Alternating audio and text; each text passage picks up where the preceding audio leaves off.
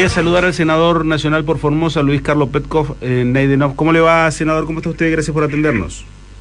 ¿Qué tal? ¿Cómo estás? Buenos días. ¿Qué tal? Buen día. Bien. La verdad que bien, gracias por estos minutos. La verdad que son muchos los temas que aparecen en el inicio de este año. A ver, si uno mira rápido, dice Triaca, dice Moyano, dice paro de la bancaria que tuvimos el viernes pasado, paros nacionales que tenemos dentro de poco por parte de camioneros, todo eso hace que será un año complejo nuevamente el que vamos a vivir los argentinos. Bueno, a mí me parece que, a ver, tenemos que diferenciar los temas, ¿no es cierto? Creo que la embestida sindical, la que tiene que ver con las marchas y las protestas que están pensadas por determinados sectores de los representantes de los trabajadores en la Argentina, tienen una vinculación más de defensa propia por cuestiones judiciales que el fondo de la cuestión, que es un problema sectorial de una actividad determinada o de la representación colectiva, que también está fracturada. Y lo digo esto fundamentalmente por el conflicto con camioneros. Tan es así que en esta convocatoria la CGT tiene posiciones divididas. Algunos lo expresan claramente, no lo expresamos nosotros desde Cambiemos o desde el gobierno, sino que son los propios representantes de los trabajadores, que esta movilización no tiene sentido, que tiene mucho más que ver con una cuestión personal de Moyano con el gobierno que un reclamo colectivo. Por eso me parece que son enormes los desafíos que se tienen por delante desde esta perspectiva. Lo que yo te puedo decir es que, primero, respetar a rajatabla el derecho al reclamo y a la protesta social, porque es una garantía que está amparada por la Constitución, pero también en estos nuevos tiempos hay una sociedad que ha evaluado o evalúa las cosas de manera diferente, y los que tienen que rendir cuentas ante temas puntuales ante la justicia, ese es el ámbito de discusión, y no marchar y entorpecer la actividad de un país como escudo protector. Senador, ¿cómo tomaron ustedes lo de Triaca? Lo de Triaca lo tomamos, digamos, en primer lugar, bueno, el gobierno tomó la posición de respaldarlo. Creo que fue un error, la verdad que fue un error, fundamentalmente no solamente por la grabación o el audio, sino por cómo se ha dado en el marco de la contratación de una trabajadora de la casa para un gremio que estaba intervenido, reprochable desde el punto de vista ético, pero no cuestionable desde lo legal.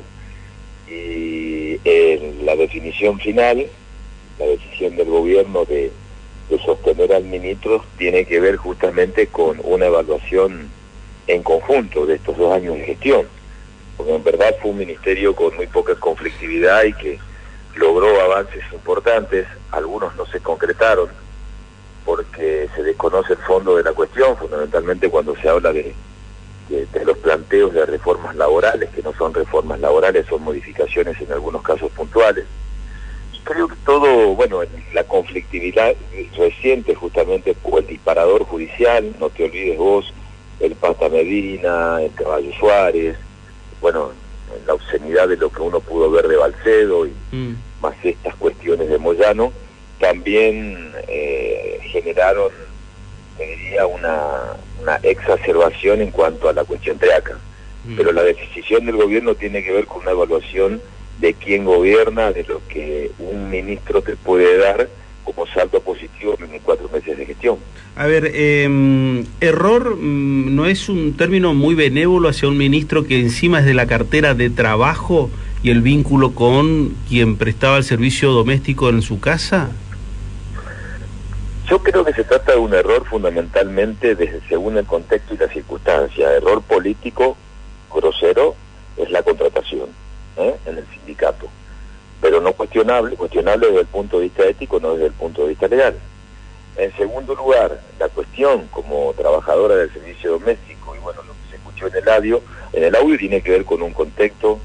El ministro, se ha disculpado, y repito, independientemente que siempre algunos podrán tener una posición a favor, otros en contra, sí, lo que se evalúa cuando se gestiona es lo que te puede brindar un ministro al frente de la cartera, y el gobierno consideró que había que respaldar por el trabajo realizado en estos 24 primeros meses.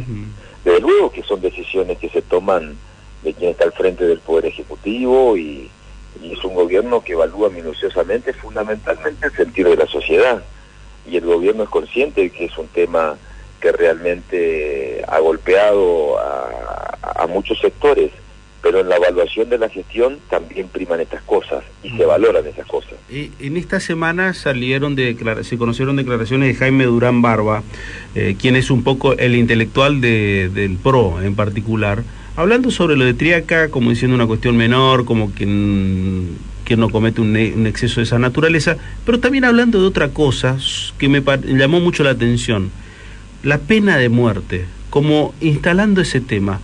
Ustedes como radicales, ¿cómo ven esa cuestión, lo de la pena de muerte? Mire, yo te diría que no solamente el radicalismo, sino Cambiemos es un conjunto. Primero es un debate que atrasa, que no tiene sentido. Lo de la pena de muerte fue en un contexto de un reportaje donde se hablaba de la inseguridad y que en algunos países o algunos sectores, hasta con tanta inseguridad y con las cosas que ocurren, están a favor justamente de lo que vos habías expresado. Esa fue la declaración. Ahora, Durán Barba puede decir lo que quiera, yo lo respeto como digamos, como asesor en política que puede tener con el propio gobierno o con el presidente, pero lejos está Cambiemos de acompañar una medida de ese tipo. Me parece a mí que nosotros tenemos que enfocarnos en el problema de la inseguridad en Argentina y analizarla como debe ser en su verdadero alcance, es decir, como un fenómeno que tiene multiplicidad de causas, y cuando uno mira el fenómeno de la inseguridad, lo primero que hay dos miradas uno tiene que tener muy claro, te diría. La primera, los niveles de pobreza que acumuló la democracia en estos más de 30 y pico de años. En segundo lugar, la materia de las adicciones y de la droga, cómo fue ganando territorio en el día a día en la calle, porque ese fue un componente que realmente generó un disparador enorme en materia de los delitos de robo, hurto o secuestros extorsivos, y te diría que la vida no tiene ni siquiera el valor de un celular, cuando hemos visibilizado muchos episodios de violencia, es decir, y el otro sector tiene que ver con la pobreza, es decir, la marginalidad. Eso es de lo social como para analizarlo objetivamente, pero también está la otra contracara de un Estado que en los últimos años también ha bastardeado a las fuerzas de seguridad, y eso hay que decirlo como es. Es decir, parecía ser que portar un uniforme, ser policía, ya sea policía, qué sé yo, de tu ciudad, de ciudad de Corrientes, de la provincia de Corrientes, o un inspector o de la federal, era una especie de mala palabra. Entonces los argentinos siempre tenemos esa tendencia de ir a los extremos, lo que se llama la Argentina pendular, de un extremo a otro. Y a mí me parece que nosotros tenemos que lograr un país que respete a sus fuerzas de seguridad, porque para eso están, pero lógicamente en un accionar que se encuadre en el marco de un Estado de Derecho, pero entendiendo este fenómeno, que hay cosas que no se pueden revertir, o problemas tan profundos con un componente social muy fuerte, no hay margen de revertir si no se logra una planificación donde, grandes fuerzas políticas coincidan en el mismo camino. Creo que lo que nos falta es eso, es decir, creo que hay una gran coincidencia en muchos temas y en muchas decisiones que ha tomado el gobierno, pero también hay que dar un debate serio con lo que tiene que ver con la inseguridad en la Argentina. No hay que caer en ese facilismo, o estoy a favor del delincuente o a favor del policía, no.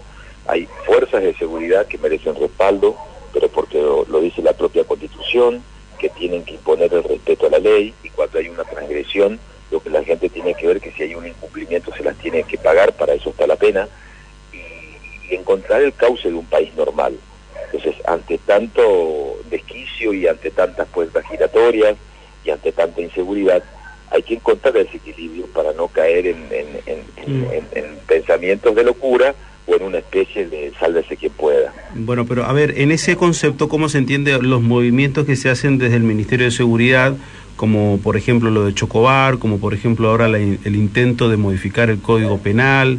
¿Cómo cae eso? ¿En una suerte de equilibrio? Bueno, mire, esto tiene que ver con cuestiones que se dan en el día a día. Primero, el derecho no es estático, vos sabés que es dinámico, sí, y se adapta a los tiempos. Es claro. decir, nosotros tenemos un procedimiento y una ley de fondo que tiene mucho que ver con el siglo XIX-XX, y hoy hay nuevas tecnologías informáticas, y de la misma manera los delitos son de avanzada, y de la misma manera esto se generó este debate por la discusión de la legítima defensa del caso Chocobar.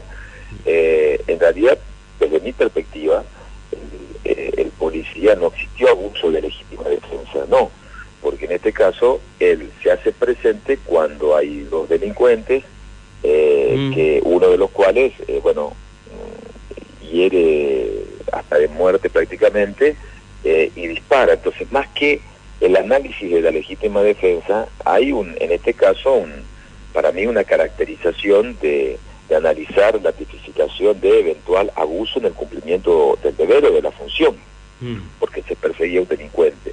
Y eso lo tiene que resolver la justicia. Pero no se trata de cambiar doctrinas.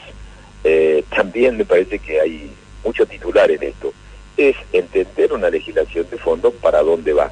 Yo no coincido con la lógica, te repito, por lo menos estoy en mi posición, de que estoy a favor o de los policías o de quien delinque.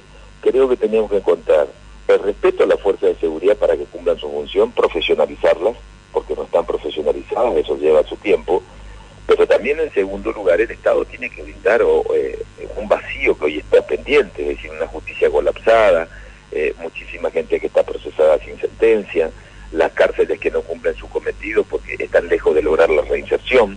Entonces es una multiplicidad de factores que requieren de un Estado que trabaje seriamente. Pero tampoco, ojo, yo veía la otra noche, analizaba en un programa, poco compartir en una mesa, y un robo en Buenos Aires, ese famoso tiroteo en Buenos Aires, y dos policías estaban desesperados porque alguien filmó buscando un video para que se les ceda el video, para demostrar que de su parte no existió ningún tipo de abuso, claro, sino tratar de defender ante la tanta balacera. Entonces no podemos caer en los extremos, no podemos caer en el extremo de que en el militar de seguridad esté bajo el temor de ciertos tipos de persecuciones, digamos. Todo tiene que ser en el marco de un Estado de Derecho, y nos cuesta mucho, porque el Estado de Derecho, o respetar la ley, prácticamente en los últimos años fue una cuestión, te diría, menor.